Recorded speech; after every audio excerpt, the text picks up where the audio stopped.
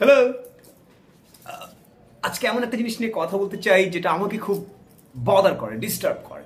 সেটা হচ্ছে যে আমাদের কালচারে এক্সট্রোভার্ট যারা, তাদেরকে অনেকটা অটোমেটিক্যালি ব্যক্তিত্ব একটু কম ধরে নেওয়া হয়।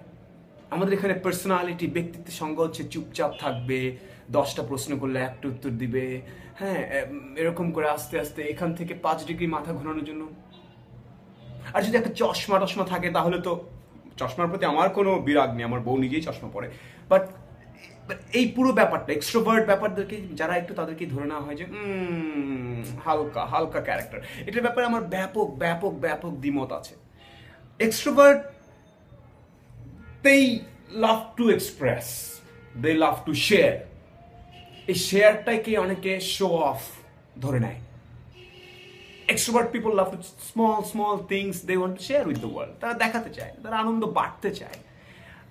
ইন্ট্রোভার্টদের প্রতি পুরোপুরি শ্রদ্ধা রেখেই বলছি, আমাদের সাহিত্যে, কালচারে, সিনেমায়, নাটকে নায়কের দৃশ্যটা, না, ওকে ব্যক্তিত্ববান করতে হবে, বুঝছো? ওকে না, ও কিন্তু বেশি কথা বলবে না, ও একদম চুপ থাকবে, ও এভাবে আস্তে করে বসবে, ও একদম নড়বে চড়বে না, এই একটা ধারণা। সো এটা থেকে বোধহয় বের হওয়ার সময় এসছে।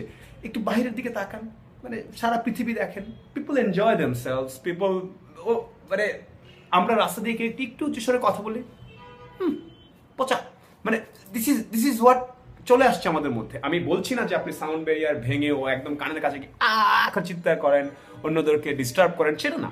ডেফিনেটলি লিমিটেড একটা স্কেলে সার্টেন ডেসিবল পর্যন্ত শব্দ করেন।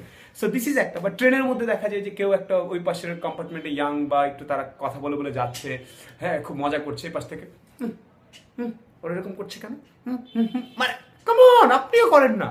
Life is one, with limits you can do almost anything. So এই জিনিসটা আমার মনে হয় একটু চেঞ্জ হওয়ার সময় এসছে।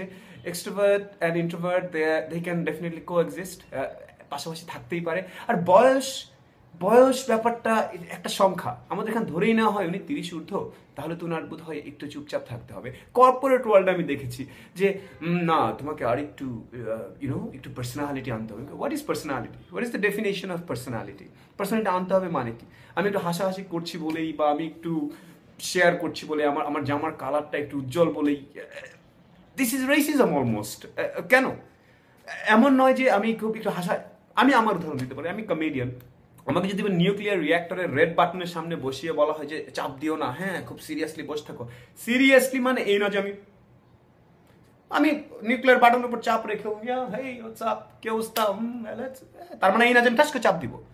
So just being extrovert does not necessarily আপনার ব্রেনকে এফেক্ট করে to conduct or to perform serious duties. No, it's just a nature of lifestyle.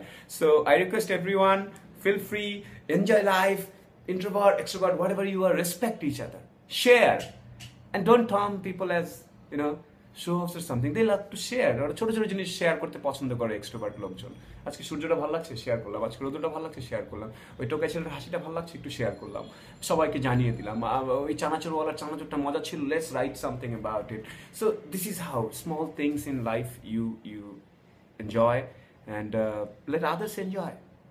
And I think it's time we change আমাদের দৃষ্টিভঙ্গি বদলানোর সময় এসছে এক্সট্রোভার্টদের প্রতি। হ্যাঁ, আমাদের শিল্প সাহিত্যে যেভাবে seriousness, come on, look around the world, it's a fun world. Be extrovert, be introvert. I'm an extrovert, so I'll vote for extroverts. I love being extroverts and I'm proud of being extroverts. Love you all.